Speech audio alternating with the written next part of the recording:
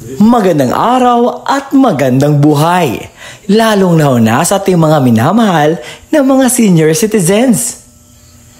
Sa araw po na ito ay meron naman po akong ibabahaging magandang balita. Alam niyo po ba, sa July 25, 2025 ay meron pong magaganap na payout para sa ating mga qualified senior citizens na pensioners sa Social Pension for Indigent Senior Citizens Payout. At sa araw po na ito, malalaman mo ang mga lugar kung saan may magaganap na payout. Anong oras po ba magaganap ang inyong payout at saan po ang payout venue? Kasali na rin na inyong malalaman ang mga kumpletong requirements na dapat mong i-ready at dagdag kalaman po para dito. Dahil ito po ay para sa inyo at gusto kong ibahagi po ang lahat ng ito. Attention sa lahat ng ating mga senior citizens. Social Pension Payout Schedule, July 25, 2025, alamin natin ang buong detalye sa balitang ito. Inaanyayahan kita na tapusin mo ang video na ito hanggang sa dulo nang sa gayon makuha mo ang punto ng video kong ito. At kung gusto mo ang itong content na pinag-uusapan palagi ang payout ng ating mga senior citizens, update ng ating mga senior citizens at malalaman mo ang mga benefits na binibigyan ng gobyerno para sa ating mga senior citizens, ay nako, huwag ka na magdalawang isip na isubscribe ang aking YouTube channel.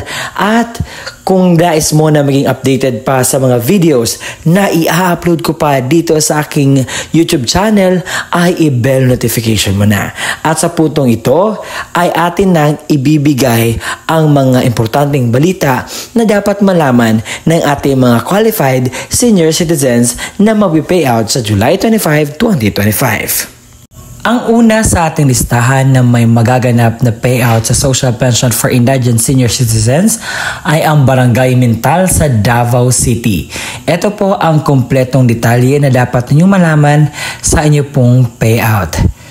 Sa alas 8 hanggang alas 12 po ng tanghali sa Tugbok District, Gumamela Street, Mintal, Davao City po ang inyo pong payout mula alas 8 ng umaga hanggang alas 12 ng tanghali. Ang pangalawa sa ating listahan na may magaganap na payout ay ang lungsod ng Talisay sa Barangay Zone 12-A. At ito po ang kumpletong detalye na dapat niyo pong malaman sa magaganap po na payout sa July 25, 2025.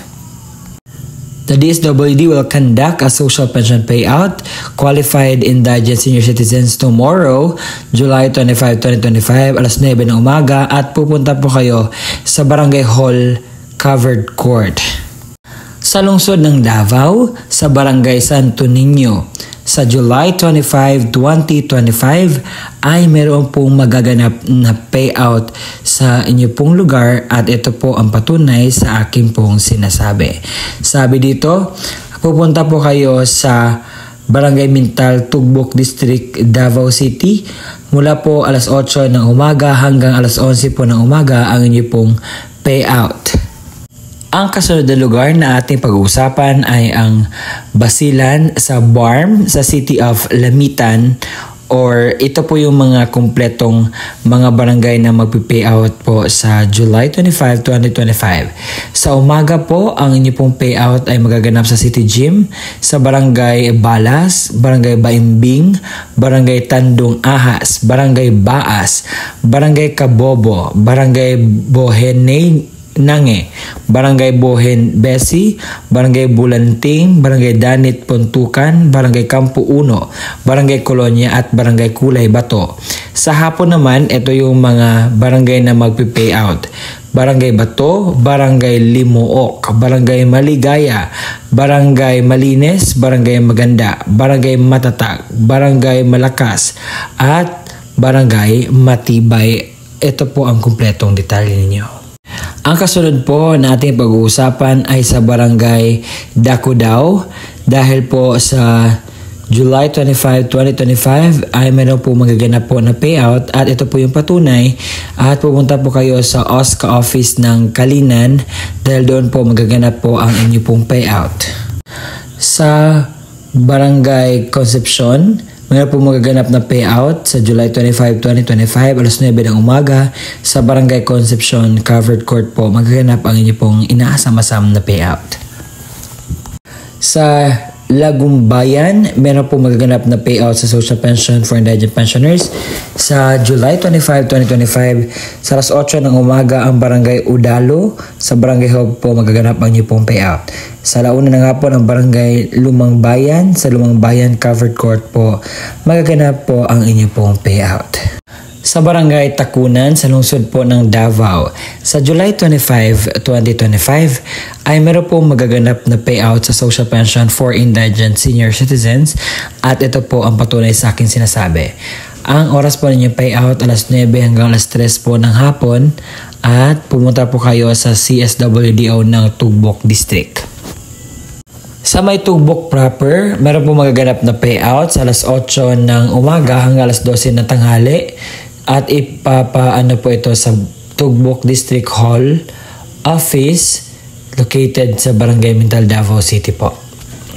Sa Barangay ng Armenia sa July 25, 2025. Actually marami pang mga barangay na aking mention po sa lugar na ito dahil mapipayout po ito sa social pension for indigent senior citizens at ipapakita ko po ang resibo dito sa YouTube. At ito po yung mga mapipayout. Sa July 25, 2025, sa Barangay Morocroban, Rocan, alas 9 hanggang alas 11 po lahat po ng payout time na may 139 pensioners. Sa Crossing, na may 127 pensioners. Barangay Miaga, na may 168 pensioners.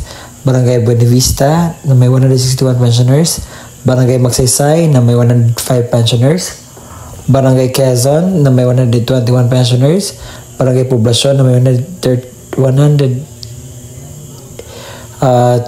pensioners, Barangay Armenia na may 182 pensioners, Barangay Marcela na may 133 pensioners, Barangay Dapdap na may 122 pensioners, Barangay Nabuhay na may 68 pensioners, at Barangay Del Rosario na may 63 pensioners po na nakalista.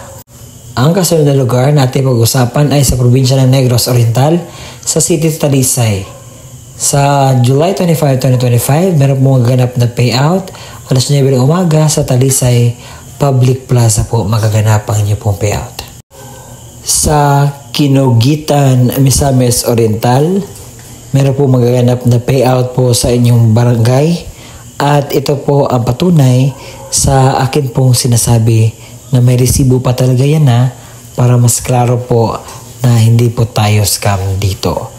Sabi dito sa morning, Barangay Kalitian, Barangay Kagumahan, Barangay Campo, Barangay Salubso, Barangay Kalubo, Barangay Salikapawan, Barangay Sumalag, Barangay Biray, Barangay Kitutok at Barangay Suarez. Sa afternoon naman, Barangay Bulisong, Barangay Esperanza, Barangay Panabol, Barangay Poblacion at Barangay Buko.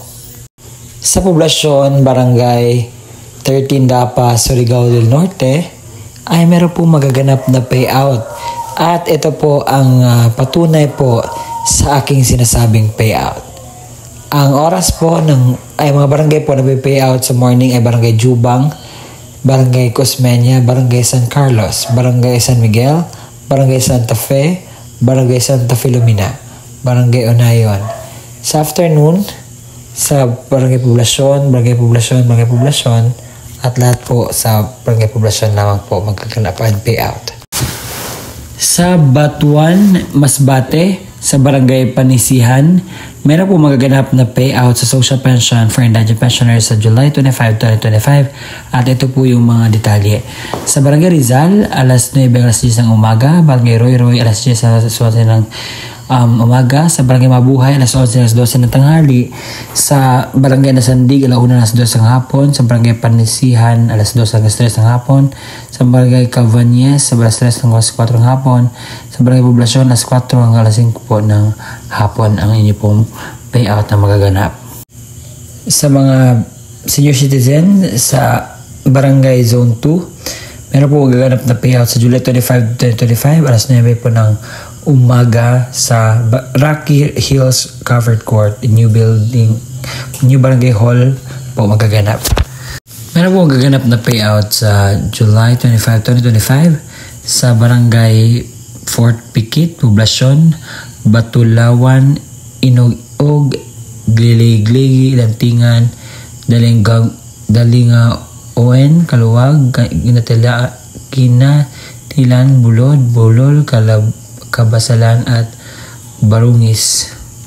Sa barangay Bangag, sa Sulana, meron po magaganap na payout sa July 25, 2025 alas 7:30 ng umaga po at pumunta po kayo sa barangay Bangag Gymnasium.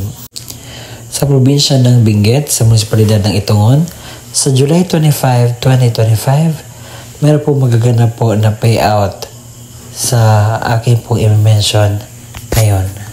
Sa barangay Tinungdan, na may 374 na payout pensioners, alas 9 po ng umaga po ang vitamin payout. Sa barangay Dalop Prip, alas 9 ng umaga onwards na may 252 pensioners. Sa barangay Tivang, Dalop Prip, sa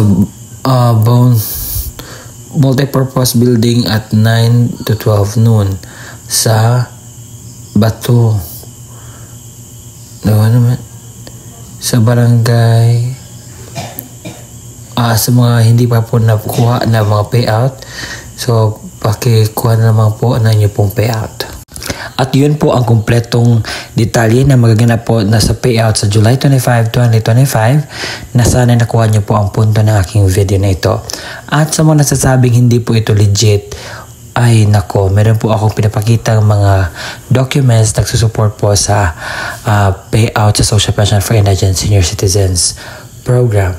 At sa mga nagtataka kung bakit hindi pa napipayout sa kanilang barangay, ito po ang gagawin niyo. Pumunta po kayo sa pinakamalapit na barangay at tanungin ninyo kung ano yung update sa Social Pension for Indigent Senior Citizens na sa gayon ay hindi po na po kami kabado. At sa puntong ito, para malaman po ang mga dagdag mga requirements na dapat i-ready, ito na po ibibigay ko na sa inyo. ID ng senior citizens na mayroong 3 original na pirma o thumb mark sa katulad ng ID ng senior citizens. Paalala, pananatihing presentable ang mga dokumento. Ilagay sa plastic envelope nang iwasang magusot. Huwag bilutin ang mga papel at siguraduhin pareho ang pirma o thumb mark base sa ID ng senior citizens. Kung authorized representative ng senior citizen o benepisyaryo ang kukuha ng pensyon, isang malinaw na Xerox ID ng senior citizens na mayroong 3 original na pirma o thumb mark sa katulad ng sa ID ng senior citizens. Authorization letter na nagmula sa MSWDO, CSWDO, or OSCA na mayroong original na pirma ni na MSWDO, OSCA, senior citizens at authorized representative. Isang malinaw na Xerox ng government-issued ID, kagaya ng SSS, updated PhilHealth ID, updated Barangay ID, UMID, Voters ID, updated voter certification, updated police clearance, and authorized representative at lagyan ng 3 original na pirma o thumb mark katulad ng ipapakitang ID. Paalala, siguraduhin pareho ang lagda o thumb mark ng senior citizens, benepisyaryo at authorized representative base sa kopya ng government-issued ID na pinisinta. Kompletuhin ang mga hinihinging lagda, thumb mark sa authorization letter, iwasang magusot at huwag bilutin ang mga dokumento. Kung namatay na ang benepisyaryo, isang malinaw na Xerox ID ng pensioners. Warranty letter na nagmula sa MSWDO, CSWDO o OSCA na may pirma ni MSWDO. Xerox ng death certificate ng benepisyaryo na may mayroong serial number. Isang malinaw na Xerox ng government-issued ID, kagaya ng SSS, updated PhilHealth ID, updated Barangay ID, UMID, voter's ID, updated voter certification, updated police clearance ng authorized representative at lagyan ng 3 original na pirma o thumb mark katulad ng ipapakitang ID. Palala, kompletuhin ang mga hinihinging lagda o thumb mark sa warranty letter, iwasan magusot at huwag bilutin ang mga dokumento. Kung wala ang death certificate, kailangan na certification mula sa MSWDO, CSWDO na nakasaad ng pagpapatunay na ang beneficiaryo ay patay na at kasalukuyang inasikaso ang death certificate. Ito yung mga pwedeng sundin na estratehiya. Ang pagbibigay ng pensyon sa mga beneficiaryo ay per barangay o clustering per barangay upang maiwasan ang pagkakaroon ng maraming pagsasama-samang mga tao. Gawing sunod-sunod ang pila hanay ng mga beneficiaryo base sa numero or payroll number na ibinigay upang maiwasan ang pagkakaroon ng pakiusapan, sangat at lalo higit ay mas mapadali ang daloy ng pagbibigay ng pensyon sa mga beneficiaryo. Pagdalahin ang mga beneficiaryo ng kanyang itim ballpen upang maiwasan ang paghihiram. Magtalaga ng isang staff na maaaring tumulong sa paymaster upang mapadali ang pagbibigay ng pensyon sa mga beneficiaryo. Lagyan ng numero ang Xerox copy ng ID upang mas mapadali ang paghahanap sa payroll. Mga paalala: maglaan ng malawak na space para sa pagdadausan ng payout at ng upuan para sa mga beneficiaryo ng programa. Maglagay ng madaming kopya ng certification of same person sa bawat lamesa na upuan ng mga paymaster at siguraduhin may lagda ito ng MSWDO at CSWDO. I-check ang mga lagda o perma sa mga dokumento kung orihinal o kompleto. Dagdag paalala, dahil naghanap na po ang monkeypox dito sa ating lugar, sa ating bansa, ito po yung dapat nating gawin at bilang advice ko na rin sa inyo. Una, kinakailangan po magsuot tayo ng face mask. At pangalawa, kinakailangan pong mag-social distancing. Pangatlo, kinakailangan po magdala tayo ng sariling alcohol natin na sa gayon ay manatiling safety po. Dahil alam natin na ang mga senior citizens ay medyo kinakailangan ng pag-care at yun po yung mga suggestion ko. At sa pag-payout naman, kinakailangan na mahinahon po. Sumunod lamang po sa alituntunin ng payout nang sa gayon ay wala po tayong problema, aberya o ano man pong pwedeng mangyari. At pumunta lang po kayo sa araw mismo ng inyo pong payout. Huwag po kayo mag-advance na pumunta doon. Dahil po, kung sino yung nakaschedule talaga, yun naman po ang makakuha ng kanilang payout. At kinakailangan kompleto din ang requirements sa pagpunta doon. At kung kinakailangan ninyo ng tawag dito kasama or assistant, so pwede niyo po magdala. At yun po ang vlog natin for today na sana'y nakuha na niyo po ng aral. Maraming salamat sa panonood. Bye bye and see you again next time. Muli, ako po si Ruel Mendoza Tanyo.